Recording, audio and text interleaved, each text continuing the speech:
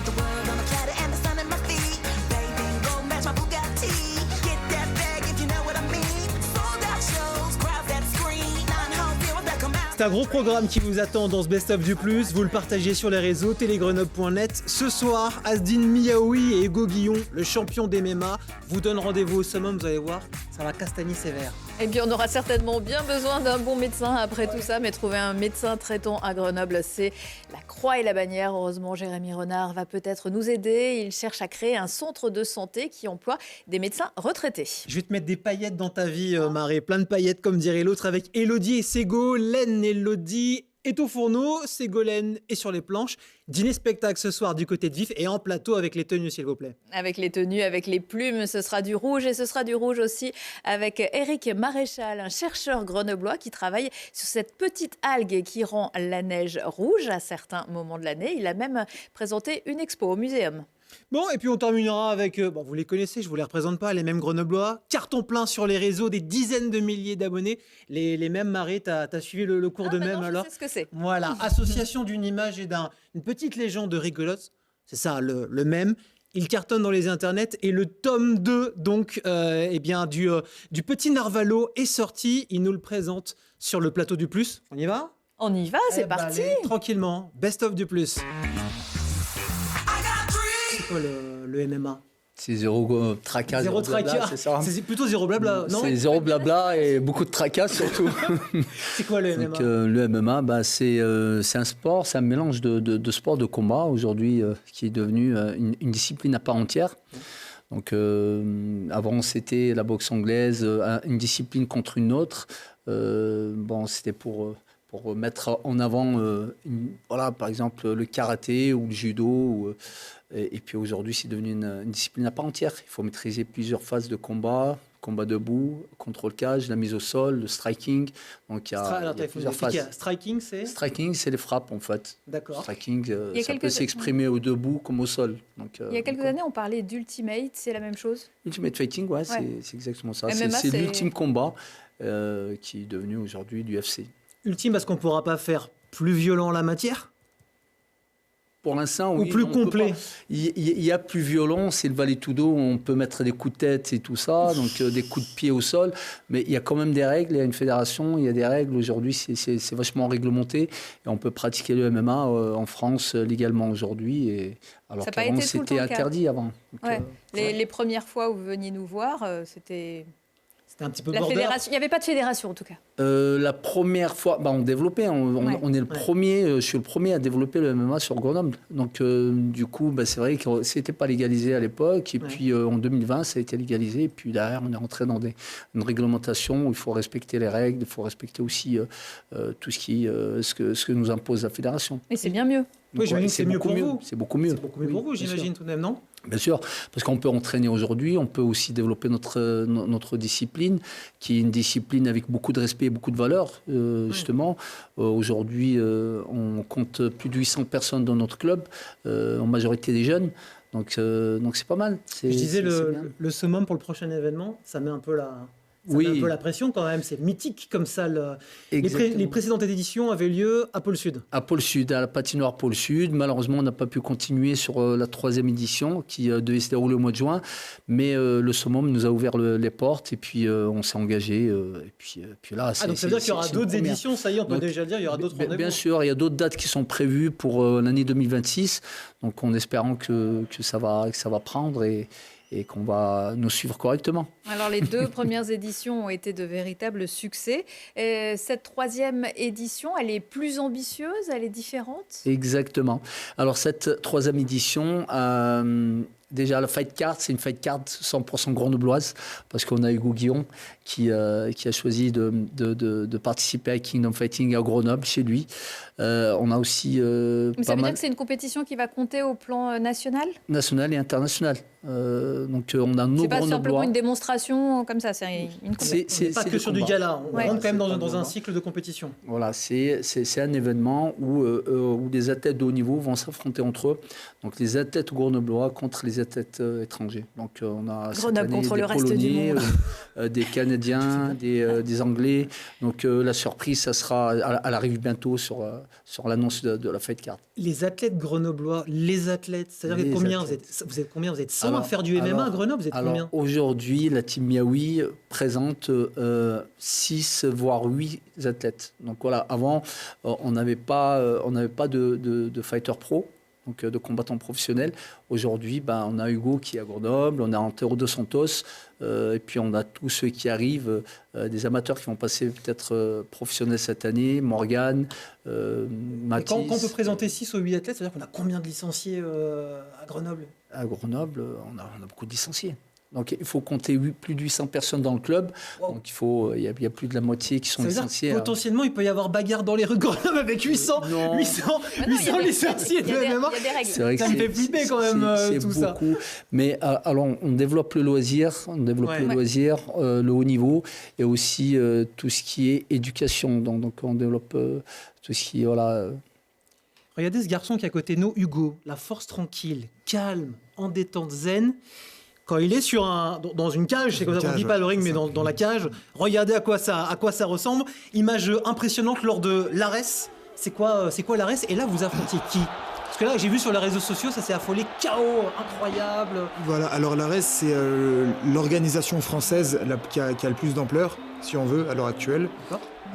C'est des combats qui se trouvent à Paris. Donc on combat à Paris, dans des grosses salles, comme le Dôme de Paris. Et là, mon dernier combat, c'était à l'Adidas Arena. Donc là, on a quoi, plus de 10 000, on avait quoi, 10 000 On personnes avait environ qui viennent assister? 9000 personnes, je crois que c'était plein à 9000. Incroyable. Et moi, je combattais donc sur la fin de la carte, donc là, il y avait beaucoup de monde. C'est plus qu'un match du GF38. Ah, je sais pas, moi, je sais Ça pas y est, il combien fallait ils qu'elle sont, remette Jeff, une mais- pièce dans la machine. Ok. Moi, c'est bien, ça me donne de la crédibilité, mais Et alors, ça stresse ou ça motive tout ce monde dans une salle? les deux, en fait. Ça stresse pas, mais quand on fait un sport comme ça, il y a du stress toujours qui est généré Ouais. par l'enjeu de la compétition, par l'enjeu que ça représente pour la carrière, etc. Mais moi, la foule, elle m'a porté, et voilà, je me suis senti bien, et j'ai fait une belle performance ce jour-là. Je sais pas si vous le voyez à l'écran, il y a les oreilles qui ont un peu souffert. Ouais. C'est plutôt l'FCG, les oreilles. C'est lui qui a mordu. C'est l'adversaire en face qui est dans la défaite a mis un petit Non, coup de croc non, dans non. l'oreille. Qu'est-ce qui s'est passé? Non, c'est comme un peu au rugby, avec tout ce qui est frottement d'oreilles contre la tête, etc. Ça fait des sortes de caillots de sang qui durcissent après. Vous n'avez pas le droit de mettre un truc sur la tête, un ruban là? Un casque, Ouais, si, ou il y en a qui mettent des casques ou qui se bandent un peu les Ouais. oreilles, mais c'est compliqué après. Après, on n'entend c'est pas plus, très agréable et tout, non. Voilà, ça fait. C'est pas grave, on verra après la carrière ce qu'il en est et on fera des comptes. Donc le combat cette fois va se dérouler à la maison. Est-ce que c'est une pression supplémentaire ou c'est que j'allais dire que du bonheur? C'est du bonheur, comme dirait l'autre. Non, c'est vraiment un plaisir pour moi déjà de combattre au Kingdom. Donc le Kingdom, c'est une organisation créée par Azin Miaoui, donc 100% grenoblois, comme il a dit. C'est la seule organisation de la région. Donc c'est un honneur pour moi de combattre et dans son organisation et en même temps chez moi devant mon public et ma famille. Quoi. La seule de la région, Asdin? Oui. Pas d'autres organisations? Oui, pas d'autres organisations. Il y a des organisations en Haute-Savoie, mais qui restent amateurs. Ouais. Donc c'est la seule organisation professionnelle dans notre région. En voyant l'arène, là, comme ça, je me disais, on a parlé du film pour enfants tout à l'heure, ça ressemble à un grand parc pour enfants. Sauf que là, vous êtes plus petit. Oui, c'est quoi? C'est des filles pirates, ça? Je le connais, c'est des filles pirates, ça. On a Comboire, je le sais, regarde. C'est le vois. l'île Opérate. Il y a une vraie dynamique du MMA à Grenoble, vous le disiez, Asdine. Vous proposez des cours pour tous les publics, tous les âges. Même notre invité dans la première partie de cette émission, quand il vous a rencontré, il dit « Ah, mon fils fait du MMA ». Oui. Comment vous l'expliquez ça? Comment Comment vous l'expliquez ça? expliquer Qui est cet tel engouement engouement ici. à Grenoble? Bah, c'est-à-dire que déjà, il faut aller dans le bon club, il faut savoir enseigner, il faut aussi avoir ces valeurs-là, être passionné déjà avant tout, hein, donner sa passion et puis l'enseigner correctement, donner envie aux gens aussi de pratiquer ces disciplines qui ne sont pas forcément bien vues par certains. Donc du coup, on fait du bon boulot. On a aujourd'hui plusieurs coachs qui entraînent cette discipline, qui sont diplômés et puis qui donnent envie aussi aux gens de pratiquer. Est-ce qu'une discipline comme la boxe, qui était un peu discipline star dans l'agglomération, Est-ce que la boxe a tracé une voie, un chemin au MMA? Est-ce que des garçons comme, je crois, dans les années 90, Hakim Tafer ou d'autres, ont fait en sorte que le MMA puisse prendre une telle place et avoir un tel engouement à Grenoble? Je pense que tous les sports ont amené le MMA au point où il est aujourd'hui. Donc, en fait, le MMA, c'est la boxe anglaise, c'est le judo, c'est le kickboxing, c'est le jiu-jitsu brésilien. Donc oui, bien sûr qu'il y a toutes ces disciplines qui ont emmené aujourd'hui le MMA là où il en est aujourd'hui. Et Hugo, avant de faire du MMA, c'était quoi le sport? C'est le judo, moi. Donc c'est le judo qui a emmené au MMA, ou c'était un concours de circonstances? Non, hasard c'était total un concours de circonstances, mais voilà, j'étais quand même au pôle espoir de Grenoble, donc au lycée Vaucanson, avec l'internat et tout ce qui s'ensuit. Et c'est ça qui m'a amené dans les sports de combat. Ensuite, j'ai complètement arrêté les sports et puis je me suis mis au MMA pour être bien complet, quoi. Bravo. Côté entraînement, Hugo, c'est quoi la préparation? Parce que évidemment, nous, ce qu'on voit, c'est le final, Absolument. mais il y a évidemment une grosse préparation physique. Une grosse préparation même complète, physique, mentale, technique. Du jogging. Du jogging, du cardio, de la musculation, de la technique, du sparring. Donc c'est vraiment très complet. C'est pour ça que moi, à l'heure actuelle, je fais ça à plein temps. Donc je passe mes journées à Vous m'entraîner. êtes professionnel, Voilà, vous pouvez en vivre? Combattant professionnel, j'en vis actuellement. C'est pas tous les jours facile parce que je suis au début de ma carrière. Donc les sommes au départ, les primes, tu gagnes pas 1 million d'euros directement. Il y a combien gagné par exemple sur cet événement-là qui sera organisé à Grenoble?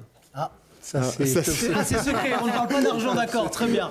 top secret. Justement, on appelle la ville à nous aider par rapport à ça. Parce que sinon, il n'y aura rien. Et on appelle aux sponsors pour la visibilité.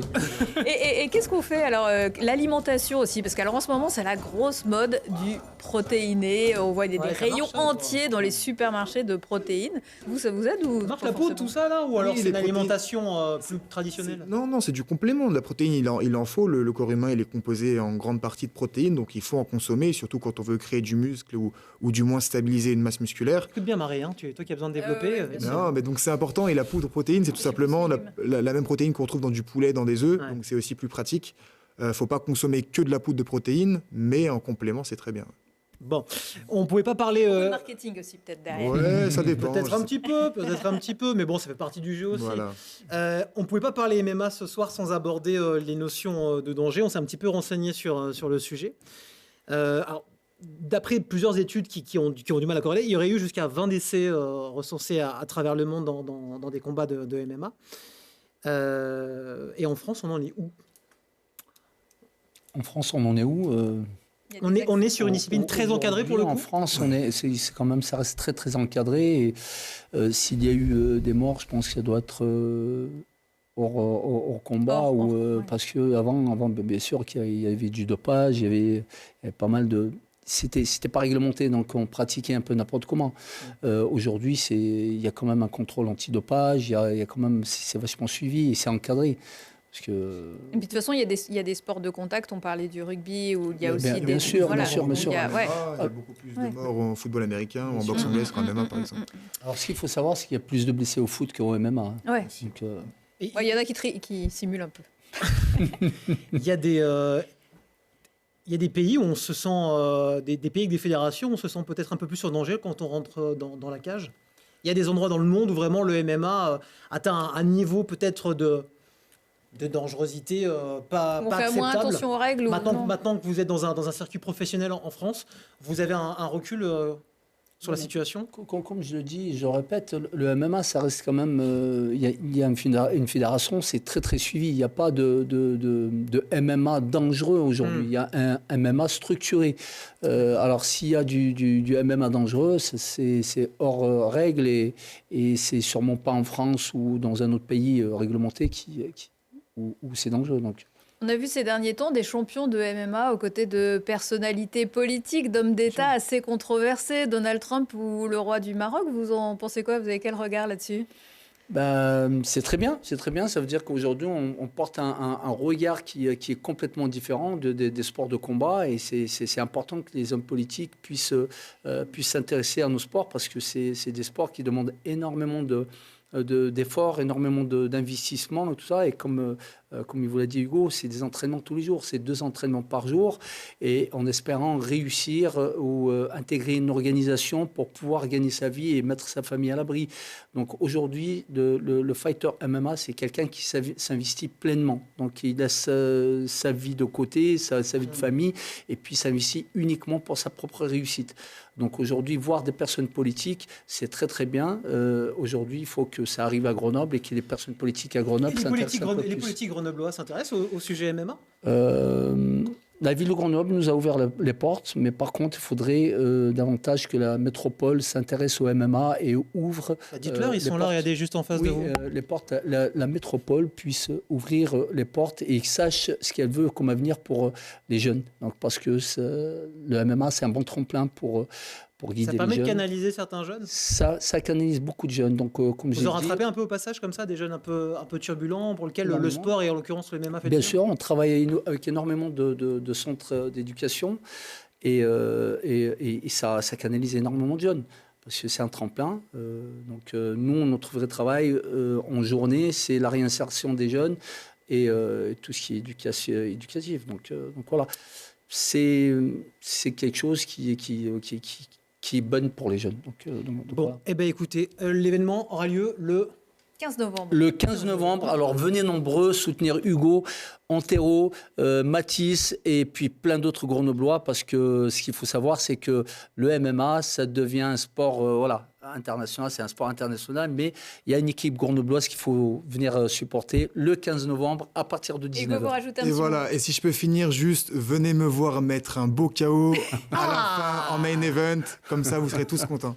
Hugo, si ça gagne, il faut revenir nous voir sur le plateau. Hein. Promis, avec plaisir. Bon, et alors, dernière question, c'est comme la boxe, il y a une ceinture, il y a une coupe, il y a un trophée, il y a une ceinture, qu'est-ce qu'on a? Pour monter le niveau de notre événement à partir du 7 février, donc j'annonce la prochaine date, le 7 février, il y aura une ceinture en jeu, et donc c'est ce qui va nous propulser vers le haut. Donc il y aura une ceinture. Pour Hugo. Pour Hugo. Non, peut-être pas le 7 février, mais je pense le 23 mai, il y aura une ceinture pour Hugo. Magnifique. Et puis voilà.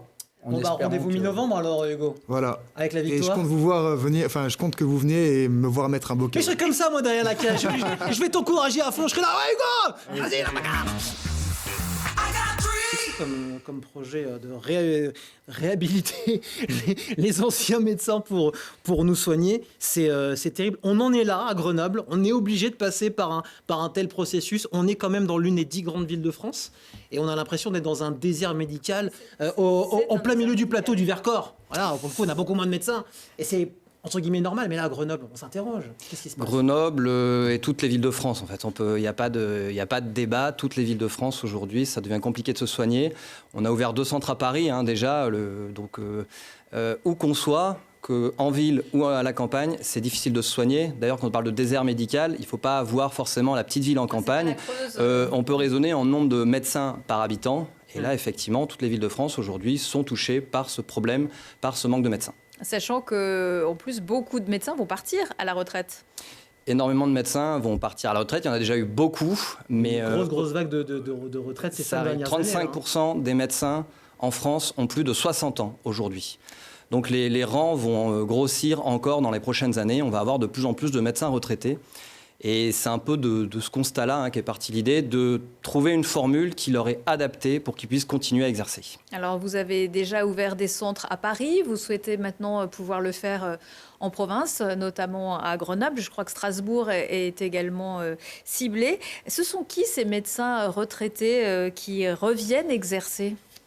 Alors on a tous les profils aujourd'hui, mais on peut revenir un peu à l'origine du projet. C'était il y a 5 ans avec le docteur Manji et le professeur Calmu. C'est un peu notre patient zéro, notre médecin zéro en l'occurrence, le professeur Calmu. Il a 65 ans, il est PUPH, professeur universitaire et praticien hospitalier. Et il est poussé dehors de la Pitié-Salpêtrière, hôpital où il a pratiqué pendant de nombreuses années. C'est une sommité mondiale dans son domaine et il a perdu son statut de fonctionnaire. C'est là que le docteur Manji a dit « mais c'est criminel de te laisser partir, tu as la quintessence de ton savoir, il faut qu'on fasse quelque chose ». Et donc on a décidé de créer un centre de santé dédié à la base à ces professeurs de médecine retraités avec 2 buts, lutter contre les déserts médicaux et surtout lutter contre la fuite des savoirs. Parce que l'idée de départ, c'est des professeurs de médecine qui sont dépositaires d'un savoir-faire exceptionnel. Et de fil en aiguille, le projet a un petit peu évolué aussi. On a créé un centre de santé, on en a 2 même à Paris, qui sont en secteur 1, sans dépassement d'honoraires. C'est un projet associatif à but non lucratif.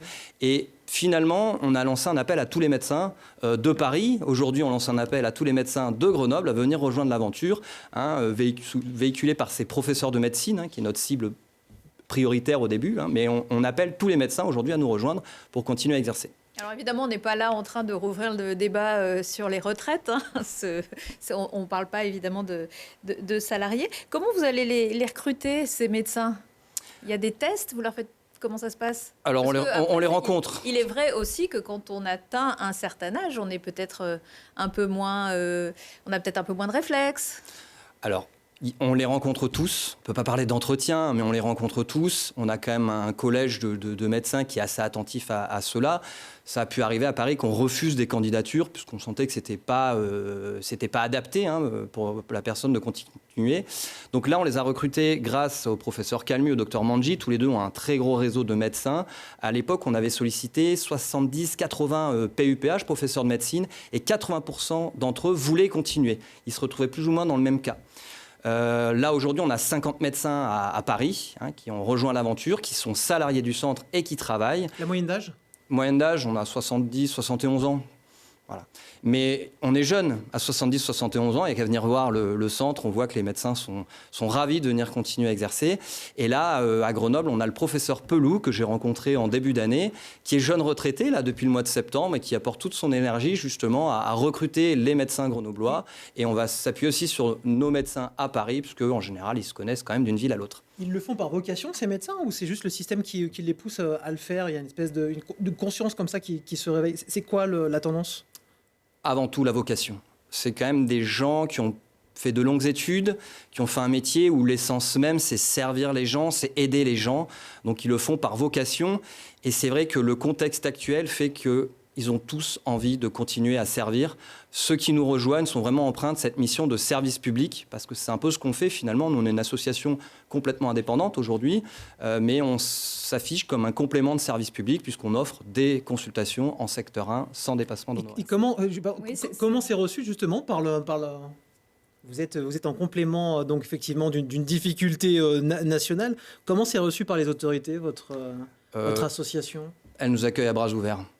En fait, il y a une telle pénurie aujourd'hui, c'est tellement difficile d'adresser ce problème vous avez que contacté l'agence régionale de santé, l'ordre des médecins, tout ça. Si vous voulez, là pour décliner, alors on avait fait ça à Paris dans un premier temps, mais là pour décliner le projet à Grenoble depuis le mois de mars, j'ai rencontré une dizaine d'interlocuteurs. L'agence régionale de santé en tête, puisque c'est elle qui nous donne l'autorisation d'exercer. J'ai rencontré la région, le département, la métro, la ville de Grenoble, la CPTS.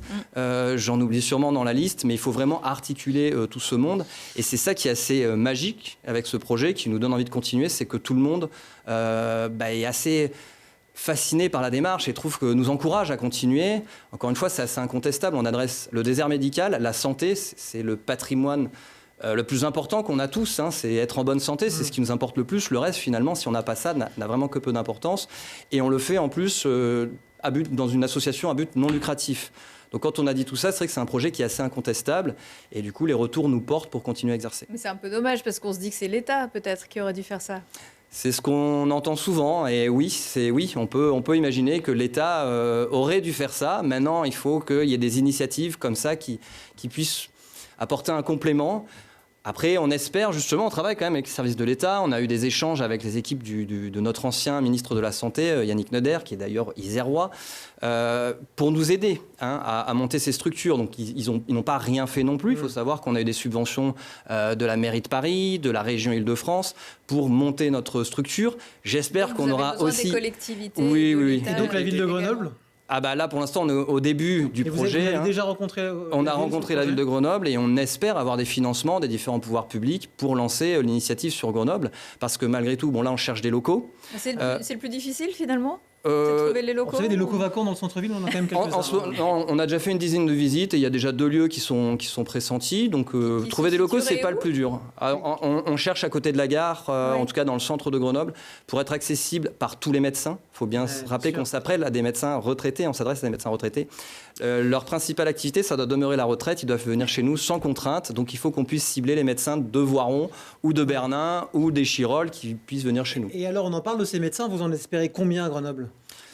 Le plus possible, mais on va dire que là, 30, 40. Ouais. Parce que si Formidable. l'idée, c'est justement de ne pas les faire travailler de 7h à 21h, il faut qu'ils soient suffisamment nombreux. C'est ça. Alors à Paris, j'ai mentionné 50 médecins, mais on a 10 ETP équivalent temps plein en réalité. Et à Grenoble, bon, je pense qu'on aura sûrement un petit peu moins de médecins, c'est quand même plus petit que Paris. Mais bon, 30 à 40 médecins qui feraient l'équivalent de 6 à 8 ETP.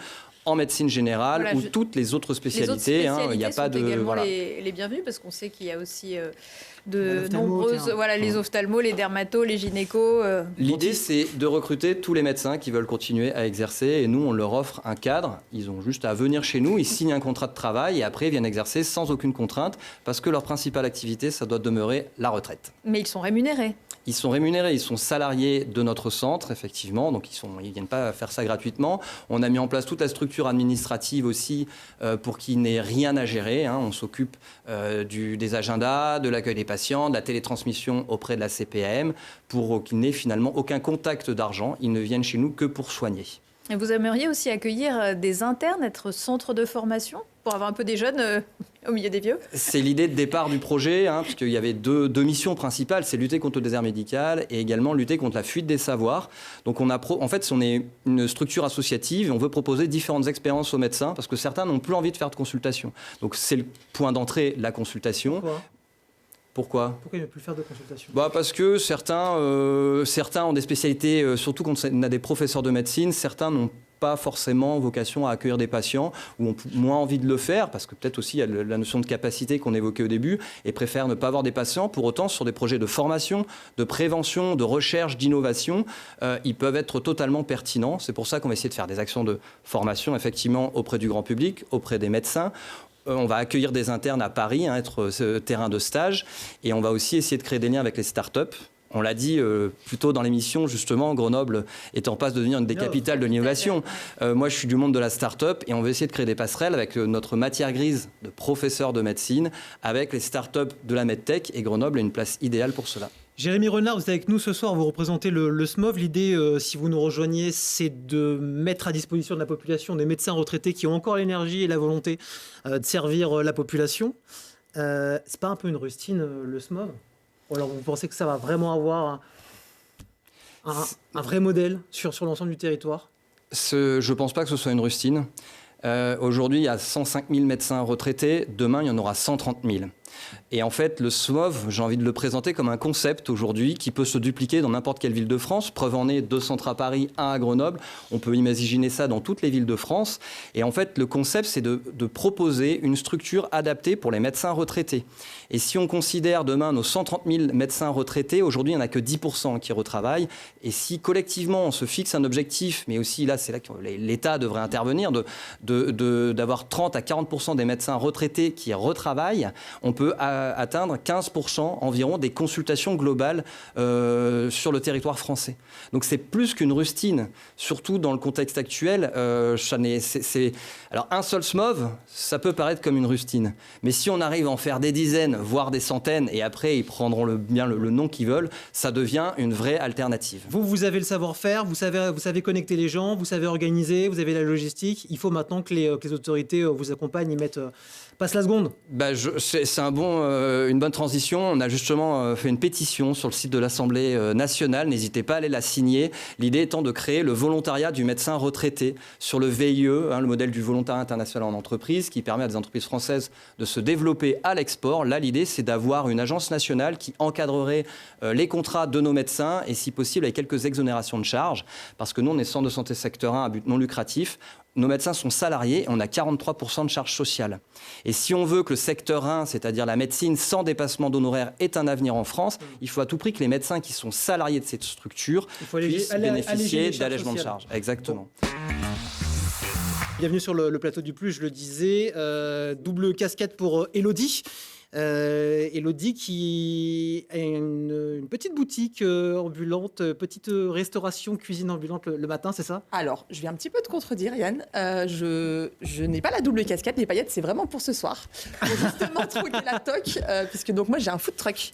Mais je ne fais pas partie du spectacle et des strass et des plumes La et des cuisine, paillettes. c'est déjà du spectacle. C'est pas faux. La popote d'Elo, donc ça c'est le food truck. Il est où ce food truck? Alors, je suis sur les zones d'entreprise le midi en semaine. Ouais. Et puis après, le week-end, je peux faire de la privatisation pour les particuliers, mais aussi pour les professionnels. Et qu'est-ce qu'on mange surtout? Qu'est-ce qu'on y mange? Eh ben, Voilà. on mange les petits plats de maman, finalement. Ah, ça pourrait nous servir dans le coin. C'est vrai qu'on est en difficulté. Alors, on a des super copains, mais pas assez dans le quartier. Donc, si tu veux venir un jour Avec poser la petite popote pour nous faire un petit plat de maman, un petit plat de mamie le midi, avec plaisir. Donc, on va revenir à cette question. Pourquoi organiser une soirée cabaret qui aura lieu prochainement, le 25 octobre à Vif? Pourquoi il n'y a ben, pas assez de boulot dans la journée? C'est ça, Les on plats à s'ennuie, faire, les journées sont pas assez chargées. Non, en fait, ce qui se passe, c'est qu'avec Ségolène, on s'est dit voilà, qu'on allait allier nos deux métiers, nos deux passions. Donc moi, tout ce qui est culinaire, préparer des repas, voilà, donc le plaisir finalement des papilles. Ouais. Et puis Ségolène a un petit peu le plaisir des yeux et du spectacle et de la fête.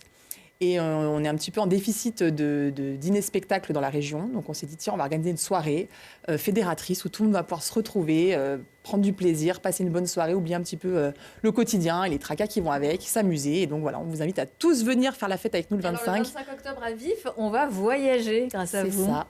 Qu'est-ce qui va se passer? Exactement. On va faire un tour du monde où on va être dans plein de pays différents. On va aller en Amérique, au Japon, au Brésil.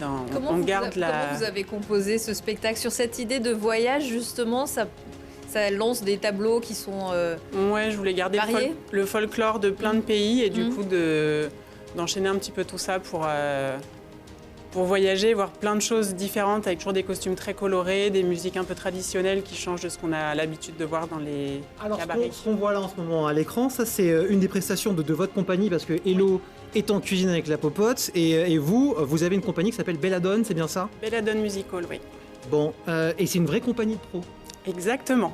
Donc, il existe des vraies compagnies professionnelles de danse, alors c'est Bien quoi? sûr. Danse, il y a plusieurs disciplines à l'intérieur? Alors nous, on a donc toute la partie spectacle cabaret, avec donc le spectacle Rêve autour du monde qu'on présente le 25 octobre. On a d'autres spectacles sur les années 80, sur plus le musical traditionnel. Et on fait aussi tout ce qui est un peu événementiel avec la déambulation sur échasse, des costumes lumineux. Les gens sont surpris dans des petites communes comme Vif de se voir proposer un tel spectacle et heureux, j'imagine. Oui, quand on propose, on dit « Ah, bah, c'est super sympa, on n'a pas l'habitude d'avoir ça ». Donc on ramène un peu le cabaret parisien en province. Et vous avez une formation comme ça? Vous avez déjà travaillé dans des cabarets ou vous Oui, êtes bien intéressé? sûr. J'ai bossé pendant 10 ans, j'ai travaillé dans des cabarets à Paris, sur les bateaux de croisière, aussi dans les cabarets provinciaux. Et un jour, je me suis dit que j'avais envie de monter ma troupe à moi. Bon, le spectacle c'est le 25 octobre prochain à Vif. Moi je propose qu'on regarde quelques images en avant-première. Un voyage autour du monde. Un voyage fait de rêves, plumes, strass et paillettes.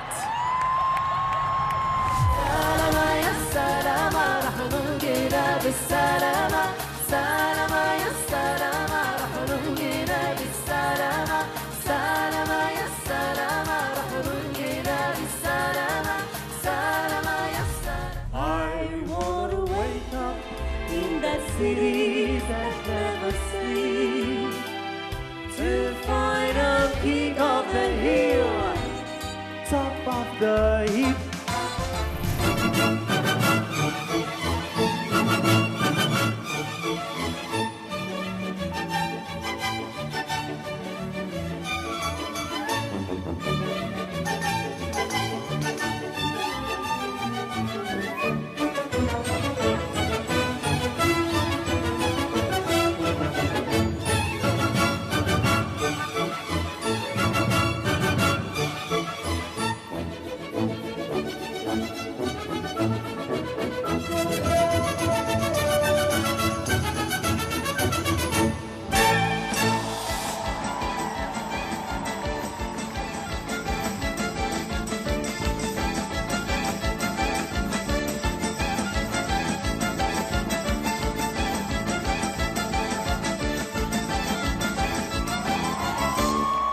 Merci infiniment.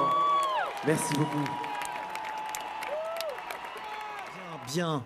Là, clairement, on va bien voyager, Ah ouais, ça fait les envie, filles. hein. J'ai tout vu, là. Il y avait eu Bollywood, on est allé... Alors, je sais On pas a si écouté c'est bien vu en ce Kalinka, moment, la Russie, mais on va aller faire quand même un tour sur la place rouge. Non, il y a vraiment les danses du monde entier. Exactement. C'est un boulot dingue de faire un spectacle comme ça. Combien de temps de représentation, le 25 Une heure et demie. Une heure et demie de... En 2 parties de 45 minutes. Et vous avez d'autres spectacles prévus après celui de Vif sur le territoire? On sera programmé à L'Oriel, De à Vars.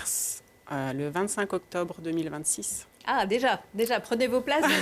pour le mois d'octobre. En tout cas, le vrai rendez-vous, c'est celui du mois d'octobre à Vif, ça on le dit. Est-ce qu'on peut vite fait voir cette tenue? Elle est incroyable. Voilà, moi, franchement, Alors, je ne porte pas ça un tous les respect jours. total parce que ça doit peser 15 kilos cette affaire. Je sais pas comment vous faites, mais c'est juste magnifique. Très beau. On arrive à se procurer des tenues, on arrive à avoir des costumières, des professionnels du métier dans la région ou... Vous repoussiez votre micro devant vous, voilà. Hop, le voilà. On achète des costumes déjà faits, on crée aussi des costumes. Par exemple, le French Cancan, il a été créé de A à Z avec Non, c'est un boulot une de dingue. machine à coudre et des petites mains. D'accord. Et vous en faites partie de ces petites mains? Vous êtes aussi sur les costumes? Ah oui, il faut Bon. tout faire. Moi, j'ai un grand respect pour les artistes. Voilà, ils se mobilisent à fond. Ils le font pour vous, en tout cas, le 25 octobre à Vif. Vous allez peut-être... On peut réserver directement à la salle. Comment on fait là pour les Alors, réserves? non, on réserve pas la salle. On réserve en ligne sur onparticipe.fr. D'accord. On choisit la rubrique soutenir une billetterie, cabaret gourmand. Et puis on peut aussi laisser un numéro de téléphone possible. Oui, mais allons-y. Alors le 06 60 Alors, 06 60. 71 86 77. Voilà, si vous n'avez pas eu le temps de noter le numéro, le replay télégrenoble.net pour récupérer les coordonnées. Et puis directement sur Internet, donc pour participer à cette très belle soirée cabaret où on mangera quoi? Alors on mangera une terrine de légumes maison, un poulet basquez et un tiramisu Nutella spéculoos. Tout fait Oh maison. là là. Ou le petit tiramisu Nutella spéculoos, il va bien passer, j'ai l'impression, celui-là. Merci d'être venu sur le plateau du Plus. On vous souhaite une super soirée et c'est génial, voilà, d'emmener le spectacle en dehors des grands centres-villes. Voilà, nous on adore ce genre d'initiative et il faut le saluer. C'est du gros boulot, Merci. tout ça, je me doute.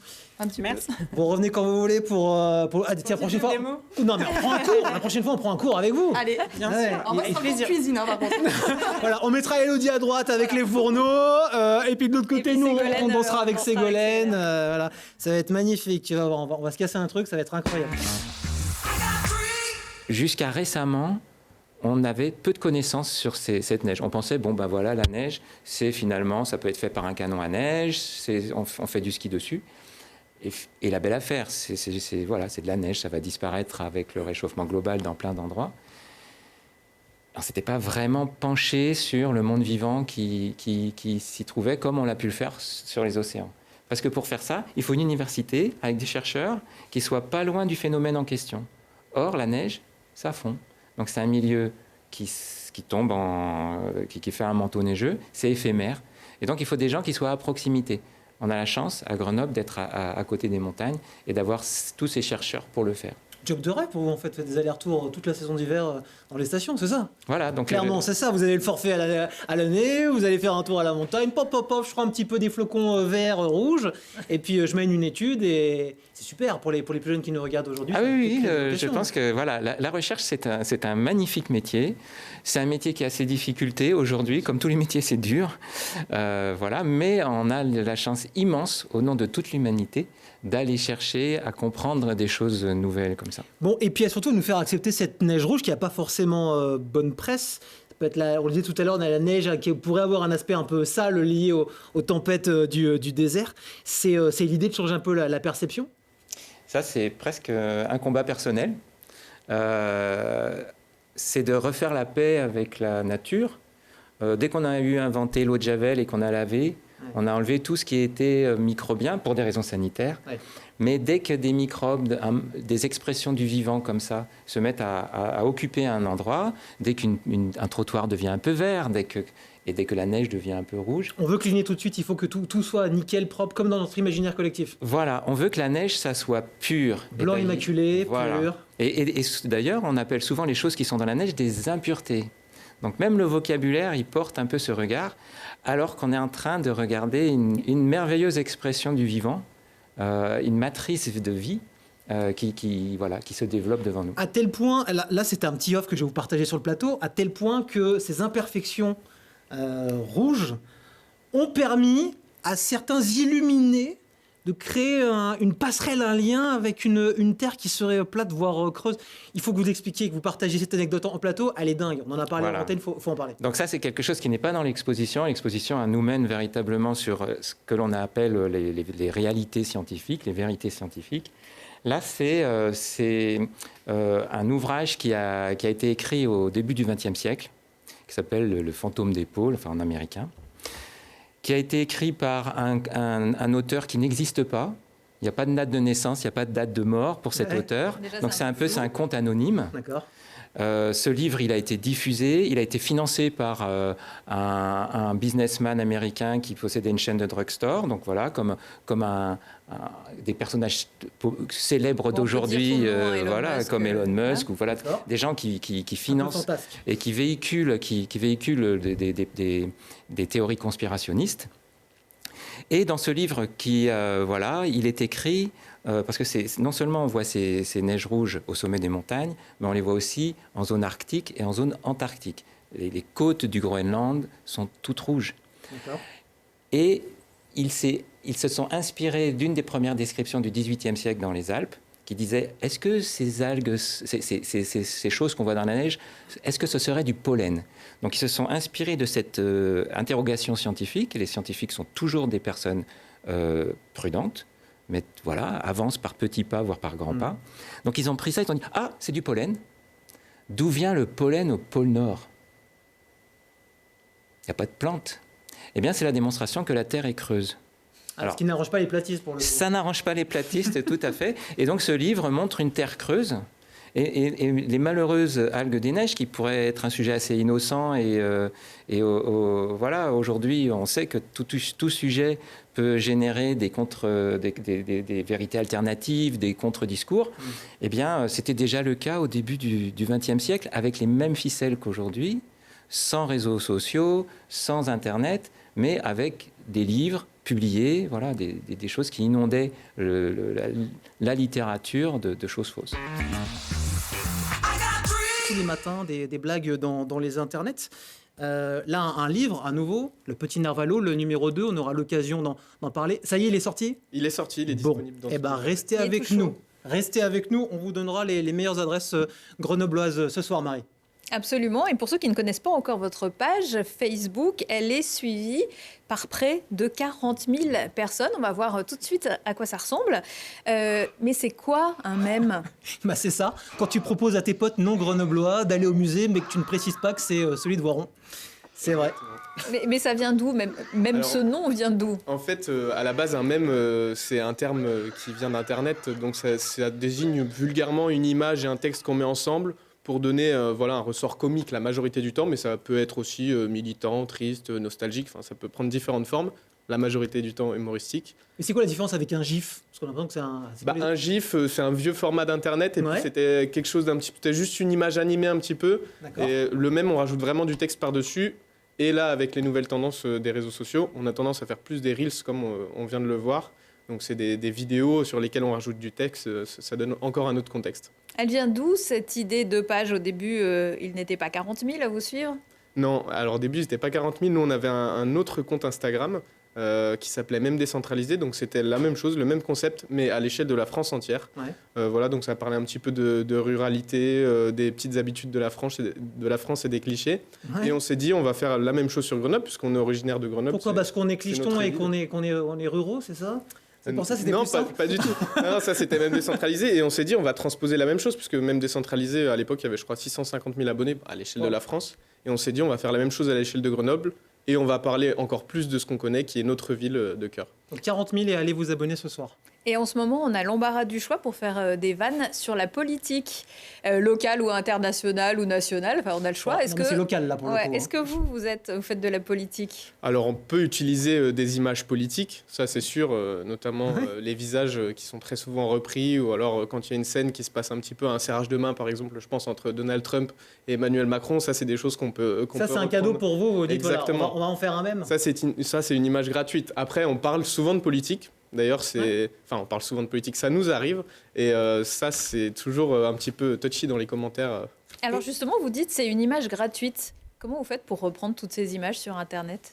On fait une capture d'écran, tout simplement. Et il n'y a pas personne vous réclame des droits? Non, il n'y a rien du tout. On a quand même un droit à la parodie Ouais. qui existe et un droit à la citation aussi, ça dépend. Mais non, on a le droit, il n'y a aucun souci. Et si vraiment on nous demande, on supprime. Ça veut dire que typiquement, dans les municipales qui vont arriver, vous allez vous lâcher un petit peu sur le groupe. Vous allez utiliser ce groupe et l'autodérision et la caricature pour Je pense qu'on va, aborder la qu'on va campagne se régaler. C'est encore un peu tôt là, mais ça, Non, ça mais va, ils sont commence déjà à venir. chauds, Ça hein. Ils commence à sont venir. déjà bien Oui, partis. j'ai vu l'actualité. J'imagine qu'il y a tout des à bons l'heure. clients en plus au milieu.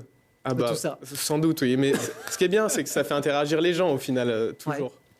Bon, c'est bien là l'essentiel. Je disais, vous êtes là ce soir pour un livre. J'ai la première édition. Ça, c'était l'an dernier. Oui, tout à fait. Le petit Narvalo, pas de sous-titres, le petit Narvalo, tout simplement. Tout simple. Qui édite ce bouquin? Nous-mêmes. C'est pas compliqué. En fait, on est 3 personnes du coup à faire ce livre. Donc il y a JPEG Dessin qui est à côté de moi, qui est le Grenoblois. Le dessinateur, pardon. Ouais, qui est dans le studio avec nous. Qui est dans le studio avec nous. On verra des images tout à l'heure, justement. Et on a donc Gabriel qui est avec moi sur Même Grenoblois. Et JPEG qui a son compte à part. Et voilà, on s'est réunis tous les 3. Il est là, le nouveau. Le petit Narvalo, double viande. Tout à fait. Pourquoi double viande? C'est une petite référence au tacos pour celles et ceux qui l'auront. On a tendance à prendre un tacos double viande. On ne savait pas trop comment l'appeler. Peut-être que le 3e s'appellera les 3 tours ou les 3 pucelles. Alors, on le voit justement, on voit les tacos. Ça, c'est une signature vraiment grenobloise pour le coup. Les tacos? Ça dépend. Si vous interrogez un Lyonnais, il vous dira que non. Mais nous, on pense que oui. Bon, et puis alors la Tour Perret, par contre, il faudra revoir la copie. La Tour Perret n'a pas cette tête-là en ce moment. Pas encore, mais ça ne serait tardé. Donc c'est aussi pour ça qu'on a pris un petit peu d'avance. On s'est dit que ça pouvait être intéressant. Ça va être l'année de la Tour Perret, peut-être. Faire des vannes, ça prend quand même un peu de temps. C'est un vrai métier, et même sur Internet, et sur un bouquin encore plus long. Oui, encore plus long sur un bouquin. On met bouquin. pour faire ça doit être une titanesque.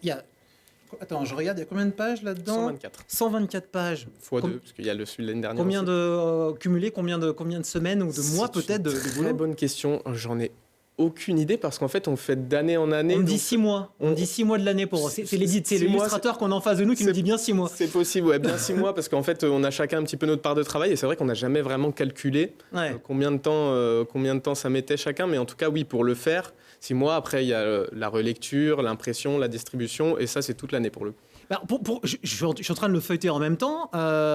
Vous vous régalez sur les réseaux. On disait 40 000 abonnés. Pourquoi en 2025 faire un livre, c'était essentiel pour vous de le matérialiser comme ça, de l'avoir dans votre bibliothèque? C'était pas forcément essentiel. Après, c'est vrai qu'on pourrait se dire que Internet c'est sympa, mais c'est pas palpable. Là, vous venez de le toucher, le livre. Pour nous, nos abonnés, c'est pas forcément très palpable, à part quand on fait des rencontres de temps à autre. Et donc, on s'est dit que ça pouvait être sympa. On a rencontré JPEG, qui était dessinateur. Et à la base, avec JPEG, on a fait des blagues sur les réseaux sociaux. Et puis on s'est dit, mais en fait, on a tout intérêt avec son talent à le faire en BD, quoi. On va peut-être voir justement des images de JPEG en pleine action. Oui, c'est possible, ouais. Alors, il est là, JPEG, regardez, donc il est en train... Ah, alors, donc c'est tout sur la tablette, là, pour illustrer. Faire un livre, ça permet plus de liberté. Oui, tout à fait. On a des inédits à l'intérieur qui vont un petit peu plus loin que sur le net. Bien sûr, oui. Il y a un exemple comme ça, concret prenez une page au pif et puis je vous le dis. Non, mais oui, il y a beaucoup d'inédits. D'ailleurs, c'est aussi pour ça qu'on le fait. Hein. Il y a 5 ans. Elle est pas mal celle-là. T'as une vie de Narvalo si tu souris quand t'entends les touristes parler du prix de leur Airbnb alors que t'habites à 30 minutes des pistes. Exactement. S'il n'est pas complètement faux. Et c'est là que tu te dis, mais pourquoi je ne loue pas mon appart ou ma maison ça peut être plusieurs moments de l'année. Donc ça, c'est ce qu'on retrouve, oui. C'est un petit cadeau qui coûte combien, là? 12,50 € comme l'an dernier. 12,50 €. Pas d'inflation chez nous. Ouais, c'est un cadeau qu'on peut se faire à n'importe quel moment de l'année, puis peut-être à Noël, puisque ça arrive. Pour les fêtes de fin d'année, c'est l'idéal. Est-ce qu'on peut rigoler même si on n'est pas grenoblois? On peut rigoler même si on n'est pas grenoblois, un peu moins. Des grenoblois. Un peu moins si on est lyonnais. Ça, je Il y en a qui s'en prennent un petit peu. je vous le garantis pas. Ouais, vous en Ok, prenez bon, un petit salut aux peu. amis lyonnais alors de passage ici. Très Mais bien. oui, on peut rigoler. Et ce livre, on le trouve dans les librairies locales aussi? Oui, dans toutes les librairies de Grenoble, quasiment toutes, elles sont disponibles et elles sont sur notre site internet si vous voulez voir aussi. Juste pour revenir sur la première édition, parce qu'on en a parlé hors antenne, je ne connaissais pas les chiffres de vente. Spectaculaire. Combien vous avez vendu du premier? 6 000. 6 000. Il reste 1000, ouais. C'est tout à fait. Quand on sait qu'il y a des œuvres au niveau national qui peinent à avoir 500 voire 1000 exemplaires Ouais, vendus, on était vous aussi avez surpris, vendu ouais. 6 000. On était aussi surpris que vous. À la base, pour être honnête, on en avait imprimé 2000 et on se disait, mais c'est déjà beaucoup, j'espère Oui, qu'on ouais. va les vendre. Et puis on en a réimprimé 2000, puis 3000. Du coup, Et il donc, doit être plutôt bien accueilli, ce nouvel opus, auprès des libraires. Exactement, c'était un petit peu compliqué de se vendre au début. Il y en a qui nous ont fait confiance directement, mais il y en a qui étaient un peu réticents, ce qui se comprend, hein, puisqu'on sort de nulle part, on est auto-édité. Et finalement, à force d'en prendre 5, 10, 15, 20, 50, ils nous ont fait confiance et ils nous mettent beaucoup en avant désormais. Et d'ailleurs, c'est aussi grâce à eux, je pense, qu'on vend si bien le livre. Ouais, il y a le nouvel Astérix qui sort la semaine prochaine, vous allez lui mettre une raclée? Ça dépend. Ah, c'est sûr. Si on est Ah, placé c'est à la sûr. caisse et que lui est un petit peu... Non, ça dépendra, mais en tout cas, c'est vrai qu'il y a un vrai chauvinisme. Et c'est ça aussi, je pense, qui fait que les gens achètent la BD. Bon, ça, clairement, c'est le cadeau de Noël. Hein. Vous demandez au Père Noël, on veut le petit narvalo double viande. Tiens, justement, pour être un vrai narvalo, le top 3 des vraies expressions grenobloises. Le top 3, alors moi j'ai ma top 1, je pense que c'est chaler, parce que c'est quelque chose que j'ai fait dès que je suis arrivé à Grenoble. Chaler quelqu'un sur son vélo. Mort-pilot aussi, c'est quand même beaucoup Ah, il y a quand même des indémodables. Là. Le mort-pilot reste utilisé. quand même... Le mort-pilot, je pense que c'est ouais. vraiment... c'est transgénérationnel, ça. Ouais, et Narvalo, forcément, Narvalo. on l'entend aussi beaucoup. Ouais. Moi, j'ai une dernière petite question. Est-ce que cette émission pourrait donner lieu à un mème? Sans doute, notamment tout à l'heure, on a eu la rencontre en Ouais. coulisses du monsieur qui fait du coup les rencontres dans les montagnes pour les Ouais. célibataires qu'on verra après. Ah ça, c'est pour les Ça, narvalos. c'est vrai que c'est quand même intéressant. On parle des applications de rencontres dans le livre et c'est vrai que ça peut être intéressant. Bon, allez scruter donc du coup les comptes des mèmes grenoblois sur Insta et sur Facebook. Sait-on jamais, vous aurez peut-être un mème dans les coulisses de Télé Grenoble. André, merci d'être venu. Merci, on se dit, André. on se dit quoi, 8000 pour celui-là? 8000 On exemplaires. espère, écoutez, on en a imprimé 6000. J'espère qu'on va faire appel à l'imprimerie de Pont-de-Clair de nouveau pour avoir. Ouais, c'est ça qu'il faut dire, c'est que tout est fait en local. Illustrateur Tout est fait en local. grenoblois et auto-édition Exactement. grenobloise, Et pour pousser le truc, on livre même les librairies à vélo, figurez-vous. Oh là, vous êtes de Nous-mêmes. vrais Des vrais narvalos. narvalos. De vrais Des vrais narvalos. Yeah, baby, I got dreams, want the world